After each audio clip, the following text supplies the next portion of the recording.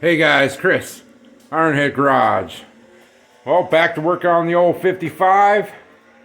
It's the weekend, so me and Bones here, we're gonna get them back wheels back on the truck and check him out.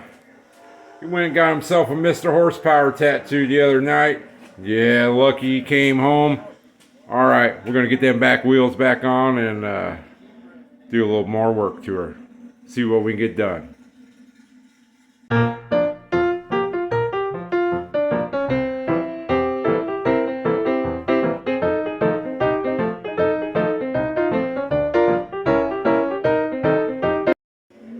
Right on. Nice work. Let's get that other wheel on.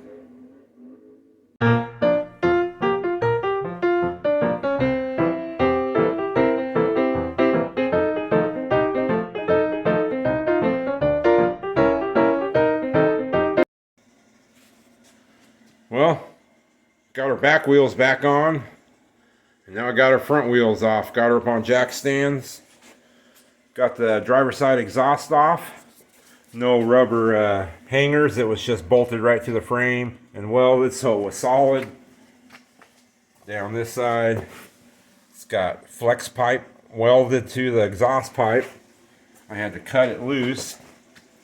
Luckily, the manifold nuts came off, where it goes to the collector, and then they welded flex pipe to the exhaust collector. So that's something. Surprised it even held. But Russ got it before the welds failed. So there was no donut in there. I'm not sure if Pontiac runs a donut in there. I'm going to have to try to find these to go to stock manifolds. Or find ones like this and put there. I believe they're supposed to have donuts on there. But the other side is pretty much like this side.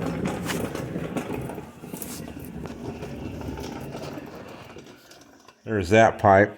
You got your trusty baling wire for a clamp, and it's cracked right here, and it's broke right here too. So hopefully I can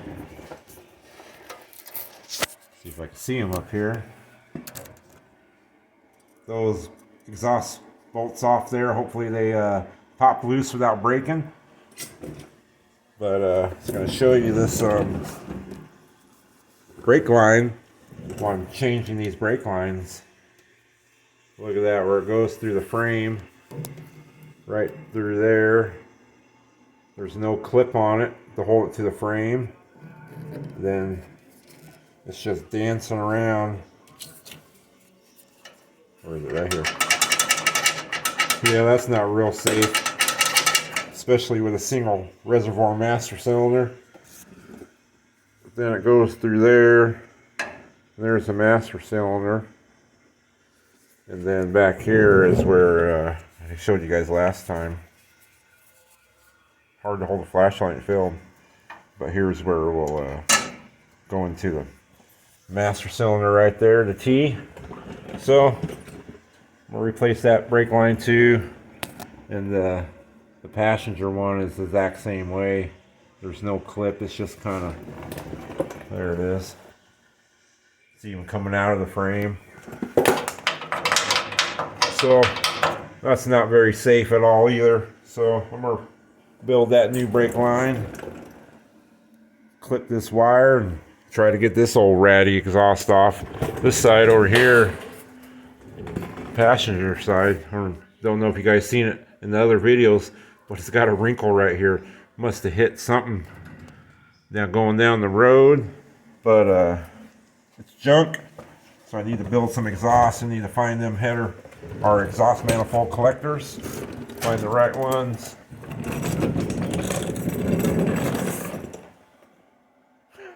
He's got the broom now. All right, guys, I'm gonna get that other pipe off.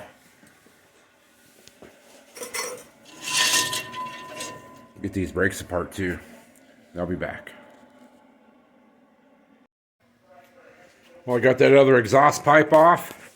It was the exact same way, all tore up. But I did a little research, and I guess the Pontiac manifolds don't take a donut. They're just flanged. So I found a set of these. They're like 4 inches that I could build my exhaust off.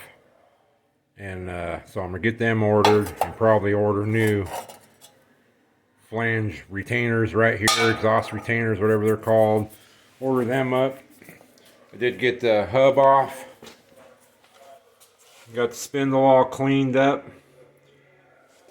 I did get it off the other side too. Got that wheel hub off, the brake drum, and that spindle looks all good. I went down and ordered some new wheel cylinders. These are Delco, made in the USA. Too bad you can't find them anymore. So I ordered some asbestos ones. You used to be able to rebuild these, but these are pretty shot, full of crud. So they're junk. The brake shoes, I'm actually going to use these brake shoes. They're nice and fat. They're pretty good, and I'll clean the hardware up and get the adjuster to work. The other one spins, this one's seized up. But all the parts are good, all the springs are good.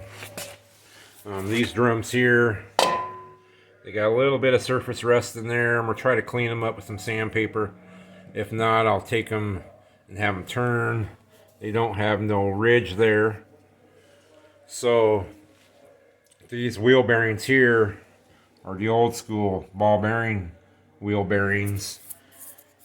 So you can buy a kit that's makes them in the roller bearings, because these bearings they don't take heat too well. The roller bearings are a lot better if you have disc brakes too, and I don't have disc brakes, so I'm gonna try to find a kit for them.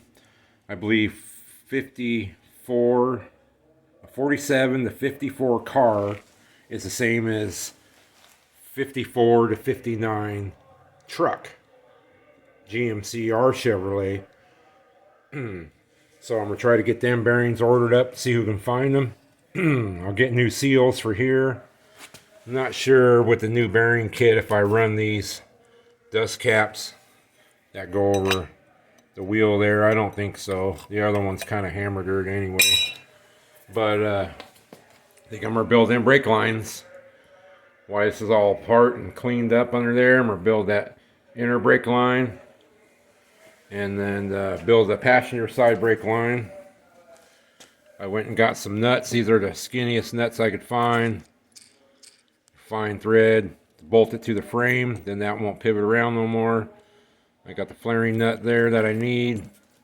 So I got enough brake line to finish the rest of it. So I'm gonna get on that. Alright guys, I'll be back building some brake lines. Alright, I got the driver's brake line built. It don't match the other one because that one was kind of hokey that was in there. It's all bent to hell. I don't know what someone did to that, but this one's going to work a lot better. I had it mocked up in there, had that in, bolted to the master cylinder. Then it comes around and clears the e-brake rod, and then hooks around and will go into the frame. Something like that. I got another one of these little clamps that go on there and hold it. Alright, let's build the other one. One more piece left.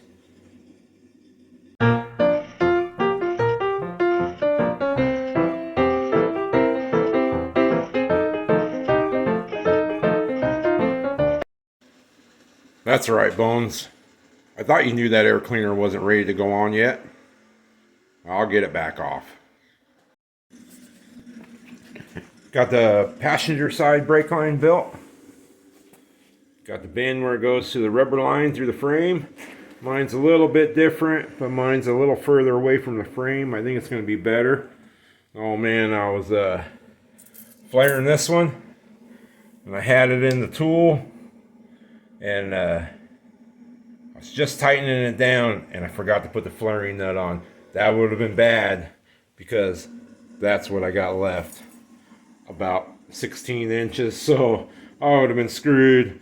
But I realized what I was doing. I took the tool apart, put the flaring nut on, and that's the last piece of line I got. So this should work good.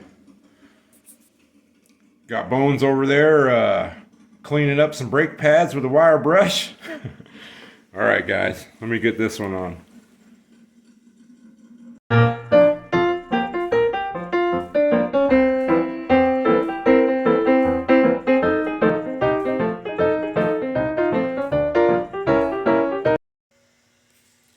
Alright, well I got all them brake lines done. So the whole truck has got new brake lines now. So that's killer. So the passenger side goes from the T, a little dark under here, up and over the cross member. There. Goes down to the rubber brake line. Goes through the frame right there. It's got the clamps on it. Over here it goes from the master cylinder. Where is it at? Right there. Should have got the light better, but this line's way better than what it was. It goes up and over the cross member.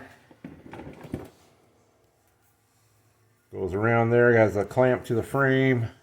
Goes under the steering box before it kind of went in across the steering box, all tangled up with the e-brake cable. Then it goes up into there and goes through the frame. You can see the chrome nut. So that's killer. Got all the brakes lines done. So now it's just waiting for parts. Waiting for the wheel bearings. Got the nostalgia drags on. Waiting for wheel bearings. Wheel cylinders. And maybe get them drums turned. So the waiting game begins now. But I can do some other stuff on it. Do some wiring. Check some wiring out. Make sure other stuff is all good to go. Need to get a fuel filter. My fuel filter was for 5/16, I believe. My lines are 3/8, so it's a little baggy in there, and they're cheap. Get one of them clear plastic ones. Got the battery box back on there, so that's cool. She's getting closer. So is winter. Ain't snowed yet. All right, guys. I appreciate y'all watching. You guys take care. We'll see you next time. Appreciate you.